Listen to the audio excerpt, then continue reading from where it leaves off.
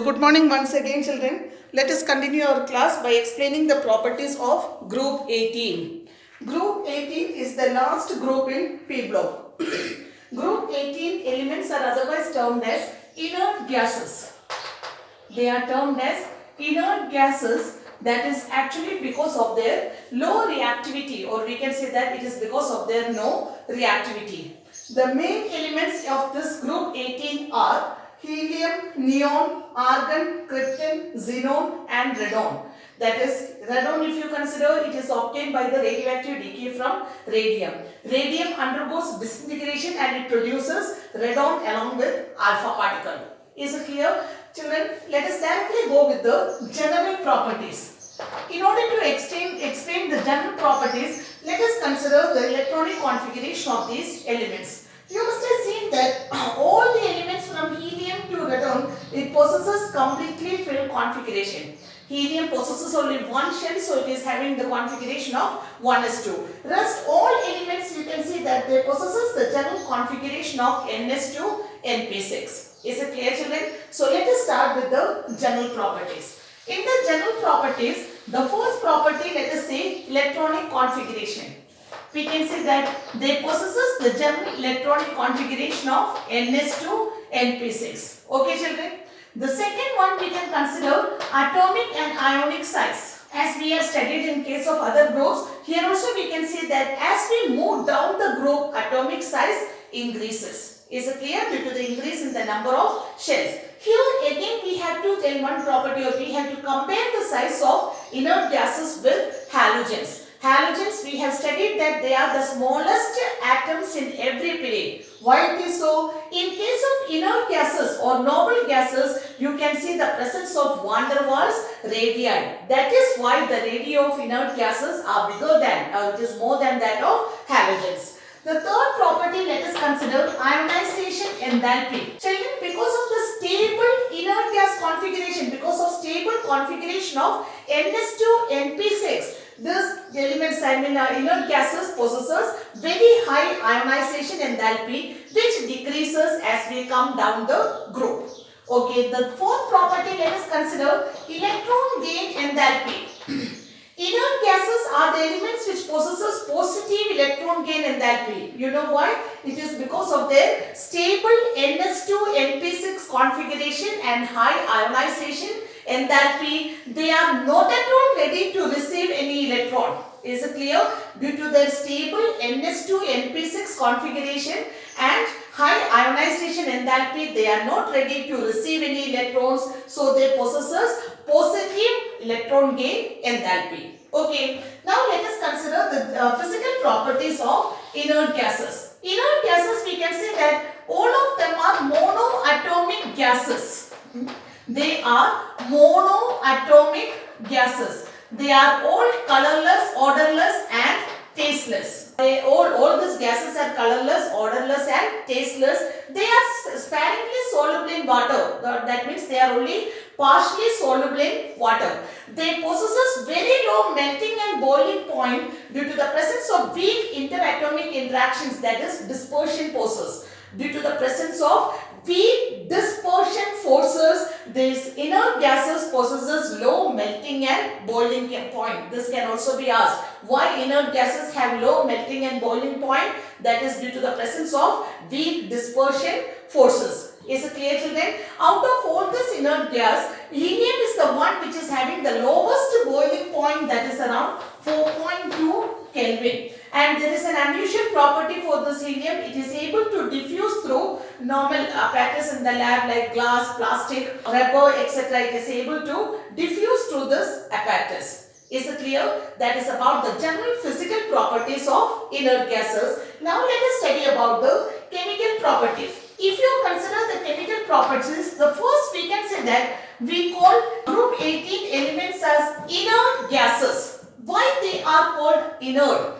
First reason we can say that it is because of their stable ns2, np6 configuration, they are generally inert. In addition to this group of elements possesses highest ionization enthalpy and positive electron gain enthalpy. due to highest ionization enthalpy and positive electron gain enthalpy and stable electronic configuration, inert gases are normally inert in their reactions. Now what happens, students? A scientist was there whose name was Neil Bartlett. He was actually doing some experiment with oxygen, O2 and PTF6, and he was successful in producing a red colored compound, that is O2 plus PTF6 minus.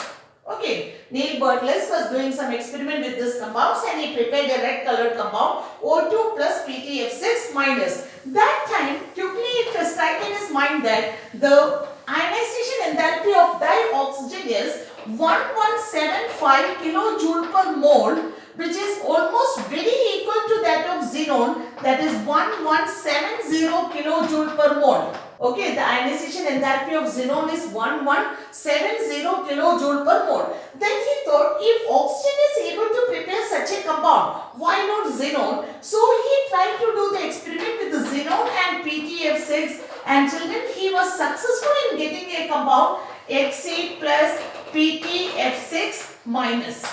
Is it clear? So this was the first compound of inert gas prepared in lab. After that, we are having so many compounds of xenon, and even krypton we are having difluoride CrF2, KrF2, and for radon also we have discovered the compound RnF2, but this was not able to differentiate it from the mixture. Now at present we don't have any compounds of helium, neon and argon. Is it clear, children? Now let us study about the compounds of xenon in detail. If you consider, xenon reacts with F2, Xc plus F2 at about 673 Kelvin and 1 bar pressure, you will be getting XeF4, or Xc plus 2F2 at about 873 Kelvin and 7 bar pressure, you will be getting XeF4.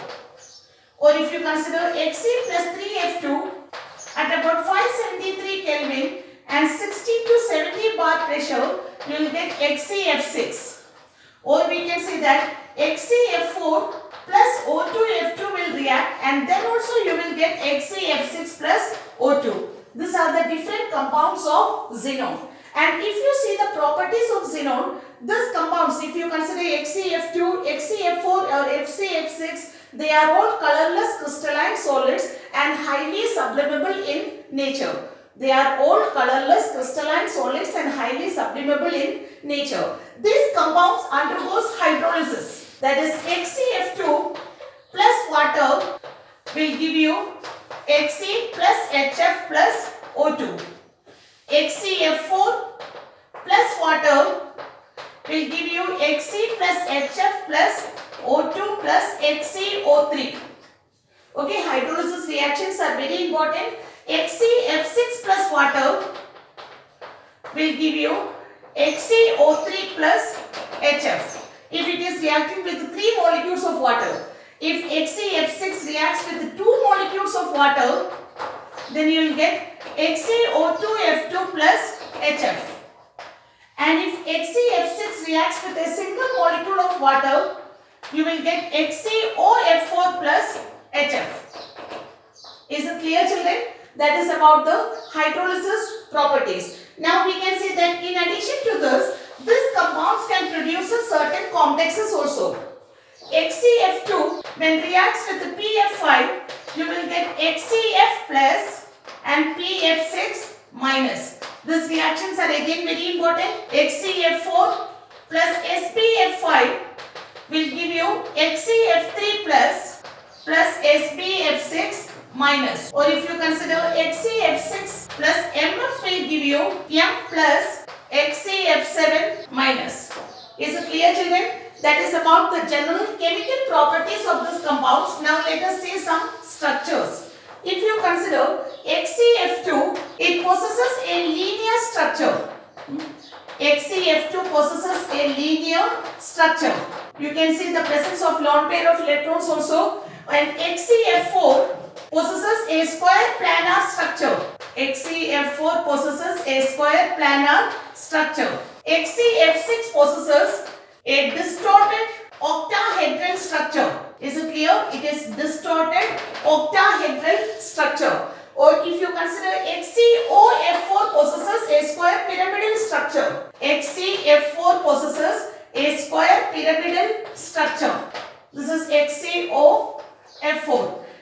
XaO3 possesses a pyramidal structure. That is about the structures of inert gases, children. Uses of inert gases from your book. Thus, we have completed P block elements. Just solve each and every question from NCERT book. Thank you, children.